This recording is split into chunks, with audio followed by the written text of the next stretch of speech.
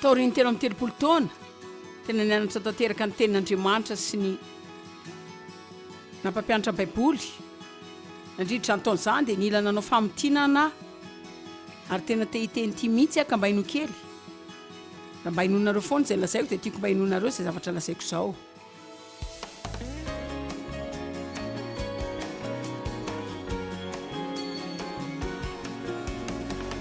Ny olona tena tia fanomezam-pahasoavana daholo mihitsy sika rehetra koa tian'izany fa Andriamanitra liana kokoa amin'ny vokatra. Efa natolotra izany, tsy mitakezaka betsaka avy aty amintsika. Ny vokatra na dia izany aza dia mivelatra. Dia tonga tahaka ny masom-boly, izany rehefa mandray ny Kristy isika, ho mpamonjy antsika. Rehefa mandray ny Kristy ianao dia mandray ny fanamasina koa, ary rehefa mandray ny fanamasina ianao dia mandray ny vokatry ny fanahy ihany koa. Galatsiana 5 mampianatra antsika fa rehefa anatsika ny fanamasina manam-pitiavana isika, fifaliana, fiadanana, faharipo, famorapanahy, fanaovan-tsoa, fahamarinana, fahalemem-panahy, fahononam-po. Firy aminareo no mino fa izany zavatra izany dia ao aminareo ao. Ka tsy mila mivavaka ho an'ny zavatra izay fananantsika isika, ny ilaina ataontsika dia mangataka amin'Andriamanitra mba hanampy antsika, hianatra ny fomba ampiasaina azy dia mandeha amin'izany. Ny zavatra izay manosika antsika hizatra ny vokatry ny fanahy na ny vokatry ny fanahy dia karazana fanerena izay napetraka ao amintsika. Firy aminareo no mahazaka fanerena isan'andro izay toy ny mandeha tsy mijanona mihitsy, fa te hiresaka aminareo andro mikasika ny fitiavana satria mino. Marina izany afaka manam-porofo aminareo ara-panahy fa ny fitiavana ny zava-dehibe indrindra izay ianarantsika ny fomba fampiasa azy. Fa tsy mampanina izany hoe mpiteny fanta-daza zany na koa hoe mpihira fanta-daza ianao na koa mety olo-kafa tena fanta-daza amin'ny fandraharana eto ambonin'ny tany. Ny zavatra rehetra izay tena manan-danja dia hoe tia olona isika. Ka isaky ny misy olona akekezitsika dia mahatsiaro toreny misy zavatra nampiny ireny tamin'ny fiainany satria isika mantsy teo. Fa inona ny fitiavana? Afaka manome famaritana maro tsara ny fitiavana isika fa za mino fa ny fitiavana dia mifototra amin'ny fomba fitondrantsika olona. Andriamanitra dia fitiavana ary mitondra antsika tena tsara. Hita amin'ny fitondrantsika olona ny fitiavana. Ahoana ny fitondranao olona? Ahoana ny fitondranao olona raha ohatra izy ka hoe ohatra tsy mitondra tena tanteraka arak'izay mba ilanao azy? Ahoana ny fitondranao olona izay tsy tena ilainao omena tatitra loatra akory? Ahoana ny fitondrantsika olona izay tena manan-danja dia ahoana ny fitondrantsika ireo olona izay jerena ho dia tsy ilaina loatra? Hitako fa izany izao dia fanontaniana mila petrantsika amin'ny tenantsika ihany. Korinthiana 1:12-30 resaka mikasika ny vokatry ny fanahy. Korinthiana 1:12. Paul dia nanao torolalana ny fiangonana amin'ny fampiasana amin'ny vokatry ny fanahy mihoatra ny naturel. Dia izy taminy hoe na dia izany aza dia mbola nanome anareo fomba tsara koa. Andao jerena ny Korinthiana 1:12 dia ho any amin'ny 17. Nefa manarifatratra ny fanomezam-pahasoavana lehibe indrindra. Fanomezan-dehibe sy safidy-pahasoavana. Na dia izany aza mbola aneo anareo fomba tsara kokoa. Fa ny raha izay tsara lavitra indrindra sy ny ambony indrindra amin'izany dia ny fitiavana. Ka ny fitiavana, ianarana hoe inona ny fitiavana? Ianarana mandeha amin'izany. Velarina izany vokatry ny fanahy izany izay fomba tsara indrindra ahafahantsika misafidy ny fiainana. Ny olona tena tsara dia olona tena tia. Dia avy eo mihitsy izy no miainga amin'ny rehetra. Toy any amin'ny Korinthiana 1:13 ary dia tena ahaka fotoana makin'ireo satria hitako fa tena manan-danja ireo. Any amin'ny dika teny hafa izany dia tena lavalava kely. Na dia miteny amin'ny fitenin'ny olona sy ny anjely aza kanefa tsy manana fitiavana. Manome antony manosika fanerem-panahy izay mampirisika ny fitiavan'Andriamanitra ho antsika dia tonga varahina amaneno sy kipantsona mikarantsana. Na dia manana hery maminany aza ny fahafahana mandika ny sitrapon'Andriamanitra sy ny tanjony ka mahatakatra ny mistera dia zava-miafina rehetra sady manana fahalalana rehetra na dia manana finoana rehetra zaka mahafindra tendrombohitra kanefa tsy manana fitiavana. Andriamanitra tia nefa tsinotsinona amin'ny olona rehetra. Ary na dia omeko ho any malahelo aza ny fananako rehetra sy ny sakafoko ny mahantra ary dia na dia atolotrodorana aza ny tenako dia hitanareo afaka manao asa tsara amin'ny hevitra diso sika mba hainareo ve izany? tsy zay ataontsika ihany malina an'Andriamanitra fa ny hoe nahoany sika no manao izany. Raha manao zavatra mba hisariana olona sika dia tsy azo valopiti avy amin'Andriamanitra. Raha manao zavatra ny mba ho hitsika na ho tsikaritra sy ho te-hafana tsy mahazo valopiti amin'Andriamanitra. Fa mahazo valopiti amin'Andriamanitra sika rehefa manao asa tsara avy amin'ny fo madio mba hiderana azy sy hanampiana olo-kafa. Hoy izy hoe raha manao izany ho voninahitro aho nefa tsy manana ny fitiavan'Andriamanitra ato amiko, tsy mahazo ninina asa tsara avy amin'ny antony diso, tsy misy valopiti. Ny fitiavana maharo-po sady mora fanahy. Ny fitiavana tsy maniry ny an'ny hafa sady tsy mialina, tsy mirehare na asaisa, tsy mieboebo maneho ny tenany rery, tsy mitady ny azy saisa, mitady fantokafatena. Ary tiako ty tsy manao zay tsy mahamendrika. Tsy misy zavatra mahasosotra izany hoe kristianina tsy mendrika izany. Ny fitiavana tsy manao otro-po izany. Ny fitiavana izay an'Andriamanitra ao amintsika. Dia hitanareo fa midika teny hafa izany milaza hoe fitiavana dia fitiavan'Andriamanitra ao anatintsika ary anazava izany aminareo aho satria Andriamanitra mila manome antsika fitiavana aloha mialohan'ny hahafahantsika amin'izary izany. Fitiavan'Andriamanitra anaty tsy manao zay tadavana ny azy amin'ny fombany, tsy mitady ny an'ny tena izany. Tsy mora sosotra na manao otro-po. Tsy manao kajikajy ny amin'izay ratsy natao tamin'izany, fa tsy mitodika amin'izay adosoana izany. Fa tsy mamifaly amin'izay mety ho tsy fahamarinana izany fa miara-mifaly amin'ny fahamarinana kosa. Ny fitiavana dia mandefitra ny amin'izay zavatra rehetra mitranga ary tena vonina ny inony tsara rehetra amin'ny olona izany. Ore olona tena zava-dehibe izany. Menara ny fomba inona ny tsara indrindra amin'ny olona rehetra mitranga zavatra rehetra, mihoatra ny mandeha foana amin'ny tsy fahombiazana sy ny fiahiahiana. Raha ny mpivady rehetra no maka ny Korintiana 1:7, mamaky ny 1 ka hatramin'ny 9 amin'ny feo mafy isa-maraina. Tena tonga dia afaka esorina ireo ny fisarahana. Raha ny kristianina rehetra no hamaky izany amin'ny feo mafy isa-maraina mialohan'ny ivoahany handeha hiasa, tena agaga ny hazavana izay mety hivoaka sy hiparitaka ao amin'ny aiza izao tontolo izao. Fitiavana mandefitra ny zavatra rehetra ary vonina ny inony tsara amin'ny olon-drehetra fa tsy mety levina ny fanantenany anatin'ny sedra rehetra. Ary maharitra foana izany ny inona mitranga, tsy misy fahalemena ary ny sombony voalohany amin'ny 1:9 tsy levina mandrakizay izany. Marina idirantsika Andriamanitra.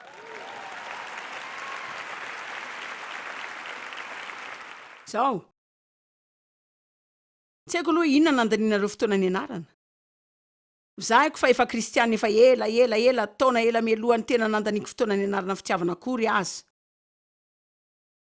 Efa nianatra fahombiazana, dia efa nianatra fitahiana, efa nianatra finoana, efa nianatra ny hery, dia nianatra ny vokatry ny fanahy, dia nianatra ny fiadiana ara-panahy, nianatra zavatra be da be. Fa hitanareo zao fa ny fiainana kristianako tsy mbola nety foana. Dao sika nitsy fotsiny. Firy taona ianao nefa tany am-piangonana. Karaza toerana manahoana ny misy ny fiainanao amin'izao. Manana fandresena ve ianao fahamarina ny fiadana sy fifaliana? Fotoana manahoana ny laninao ambany fanamelohan-tena foana? Mba olona mamokatra ve ianao? Mba faly ve? Mba mankafy ny fiainanao ve ianao? Mandeha manam-pahefana amin'ny Satana ve sa ianao mbola toy ireny mahatsiaro misy zavatra tsy mety dia misy zavatra tsy ampy dia efa reraka? Miady amin'ny zavatra foana ianao dia manontany tena. Na dia efa mihevitra azy ianao mba hanao ny zavatra rehetra arak'izay nasaina nataonao dia mbola tsy mety ihany izany dia mbola mitambatra anao daholo. Fa hitako misy lasy nareo.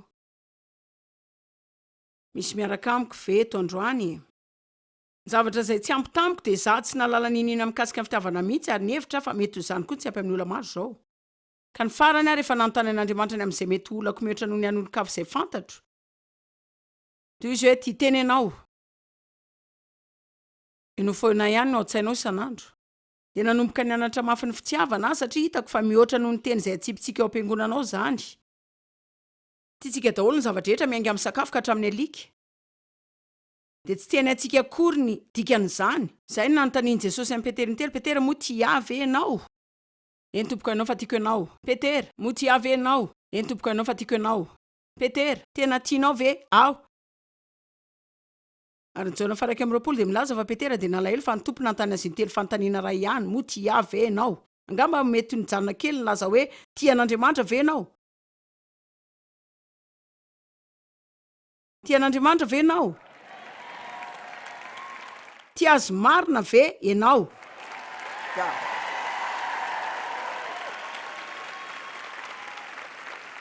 hitako hoe mitovy ihany ny valiteny Petera fa isaky ny manontany azy izy hoe Jesosy manontany azy ty avy ianao, de Petera nanao edy.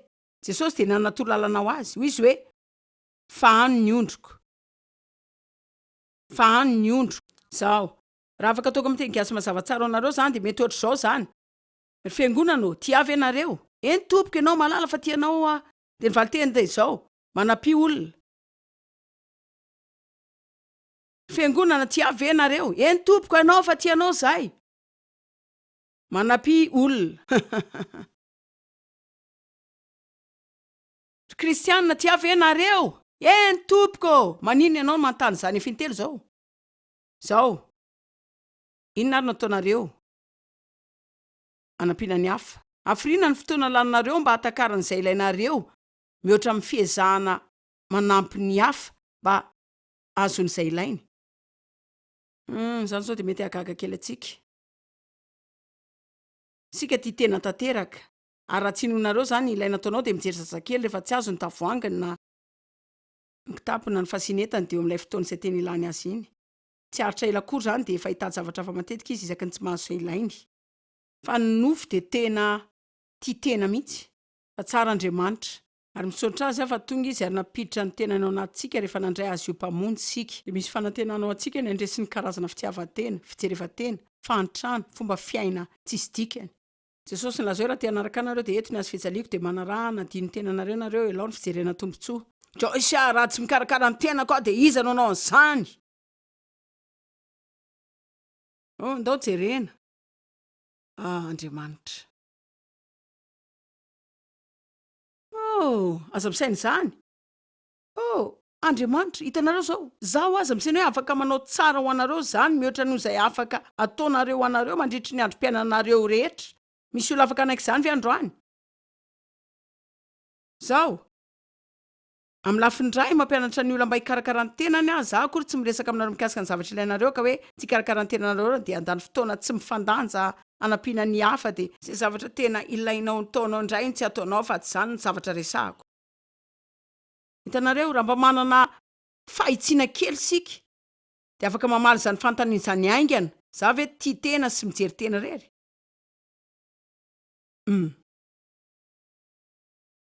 Afinaritra mihitsy nareo re olona androany. Ndao jerena hoe ahoana nataoko rehefa tsy mahazo etadaviko aho. Mamelatra izay ifatoantsika foana sika. Raha mifantoka amin'ny tenanao ianao de nao ihany ampivelatra azy. Fa raha mifantoka amin'ny fitiavana ianao de ampivelatra fitiavana. Fa tsy ho lasa piti lehibe ianao raha tsy efa nianatra fitiavana aloha. Manontany anareo hoe afrina ny fotoana laninareo ianarana fitiavana amin'ny fiainana kristianina. Elana tamin'izany, de ino zao zany? Inona ny ilana lazain'ny Baiboly mikasika zany? Fifantohana amin'ny fitiavana, manao tanjona ty olona, fitadavana mikasika zany, mianatra ny endrim-pitiavana rehetra, mivavaka momba ny hoe mba olona mandeha amin'ny fitiavana, fa tsy nandany fotoana tamin'izany a. Ka rehefa nanatona Andriamanitra mba hampalala zay tena olako fa tena naindresaka momba zany fa tsy tena nainam-piatra zany. De avy eo nandeha tamin'ny taona maro lava fianarana. Ary ngamba raha tianareo fantatra ny marina mety efa nianatra zany mihoatra ny zavatra hafa rehetra satria hitako fa mety andao aingana zany raha tsy tazoniko isan'ny lahara-pahamehana amin'ny fiainako.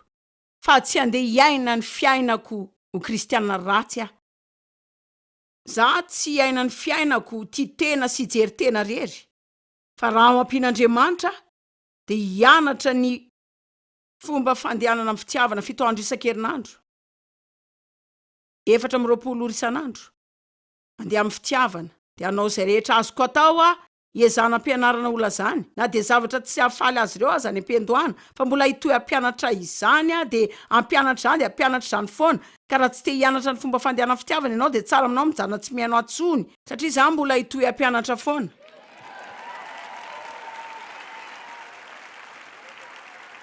Satria miteny aminareo fa ny fahalalana ny tenanareo an-tsainareo de ny fangatahana an'Andriamanitra izay afaka ampiasana anareo mba hanatsarany fiainan'ny olona hafa no valin'ny olanao rehetra. Fa zany ny valin'ny olanao rehetra. Ny fitiavana mameno ny ilaina, manangana olona ny fitiavana, mino ny tsara indrindra ny fitiavana maro-po sady tsara mora fanahy maneriteny zany, tsy manao zay tsy mahamendrika, tsy mora sositra, tsy manao otro-po. Fa ino zany? Andriamanitra zany. Ny fitiavana ny nitondran'Andriamanitra atsika, ka mandra-pitondra atsika olona tahaka ny nitondran'Andriamanitra atsika de mbola tsy tena mahay fitiavana isika. Ary aleo fa veriko indray zany, mandra-pitondra atsika olona tahaka izay ataony antsika. De hitady olona aminareo zay ho resahako ka mba hifantoka amin'izany resaka zany. Mandra-pitondra atsika olona tahaka ny ataon'Andriamanitra amintsika.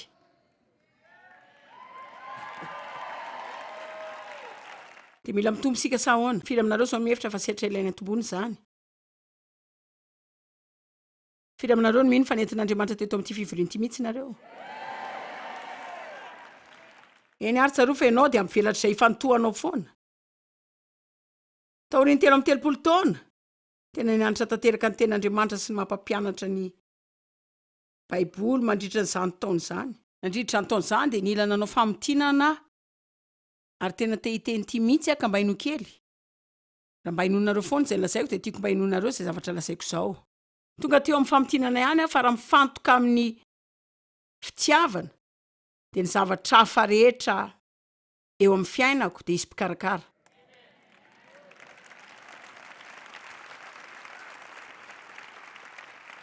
Jaona 7:7-30.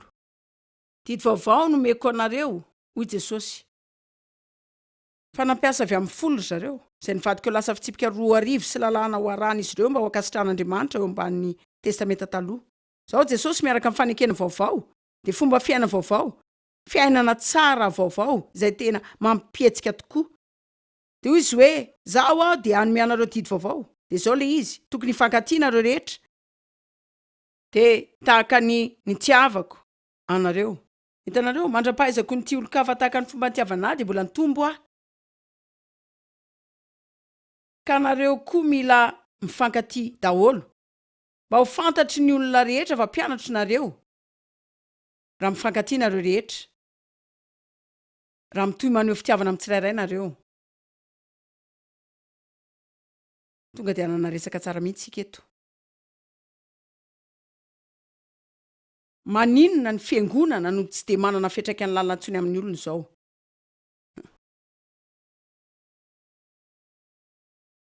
Satria isika tsy manao izay lazain'ny soratra masina akory. Na isika aza tsy mahavita mitondra tena akory hoe mba mahalala rery ny mivoaka eny amin'ny olona dia tia ny very na koa sarotra iaramiaina, olona tsy andeferana. Amen. Hoy izy hoe, ity ny valiny hijoroanareo vavolombelona.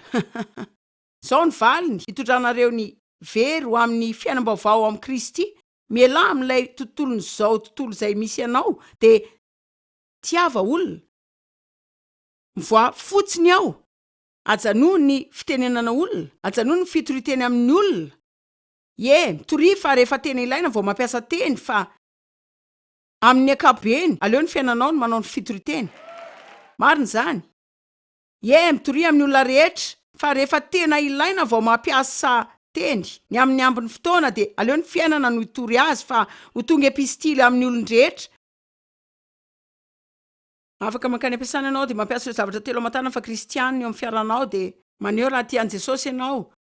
De manala ny tenanao amin'ny olo-kafa isan'andro de mipetraka eny amin'ny sisiny foana de mihain'le fandraisam-peonao de manao tahaka ireny ianao hoe tena tsara toetra amin'ny olona rehetra.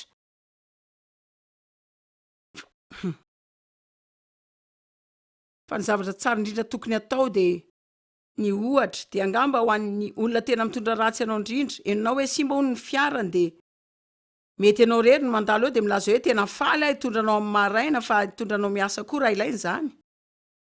Zao, ina moa no tokony anaovako izany aminao? Raha ny zavatra nataonao tamiko. Zao satria ianao de mpisolo tenan'Andriamanitra de izay ihany koa no ataony satria mampiposaka ny masoandro amin'ny marina sy ny tsy marina izy. Raha manomboka miaina ohatr'izany sika tena sarotra zany raha ny fihetsem-pontsika aloha de mila mitela fiderana sika. de mila latsika ny valifaty ny fotoana izay ilazanao zany am'le ola hoe tenao faly akanao any fantany nge nitondrany anao ary avetrany ianao de anakorotana ny atidoany satria tsy takany akory zany ary tampika eo koa raha manana famantarana kristiana ny fiaranao anao de mety izy dikany kely aminy any raha tsy zany de tsy misy dika mihitsy zany tsaroko nisy fotoana efa tena ely zany na mpianatra fivorinisakerinandro tany Saint Louis de efa talohan'ny melolavitra ny sehogo tele sy nandehanako ny voyage tak zao ataoko am'izao de nanana mpivady jamba ray zay nanatrika fivorinisakerinandro de mandeha fitateram-bahoaka zareo rehefa manatrika zany de nisy zavanitranga tam'le bus nisy azy ireo ka lasa tsy afaka ny anatrik'ilay fianarana baiboly isan-kerinandro de am'ilay bus tsondry zareo de nantany izy ireo raha misy olo afaka maka azy de tondra azy ireo sy iverina ihany koa de ainareo mila mijanona amin'ny fahadogavana zareo satria tsisy olona tetondra azy tsy mampalahelo ve zany mazava ho azy ny olona rehetra tsy ohatr' zany betsaka ny olona mahafinaritra zay manao zavatra amin'ny olona foana fa tsy betsaka amintsika nefa zany ary mila mianatra ny tena fitiavana marina sika ary hoe mihoatra ny hira zay iraintsika koa zany sy izay mety ho resaka resantsika Romana 5:5 milaza ny fitiavan'Andriamanitra de nampidinina tao am-pontsika amin'ny alalan'ny fanamasina ka manana ny fitiavan'Andriamanitra ao anatinao ianao ao anatin'ny fananareo zany de la misy ny vokatry ny fanahy rehetra ihany koa zany rehetra zany mameno anao ao tsy haiko aloha hoe inona ny overinareo fa mameno anareo zao fa izany no tena mameno anareo mety misy olona mety ilaza aminareo inona mameno anareo fa eto ilaza aminareo androany fa zany mameno anareo zao fitiavany fifaliana fiadanany faripo famirampanahy fanaovatsoa famarina ny fahalemem-panahy fiaonona-po fa aza miteny zany tsony hoe tsy mahafeteny nareo fa raha tsy hifeny tena nareo nareo de mba teneny ny famarinana ary de lazao hoe za tsy hifeny tenako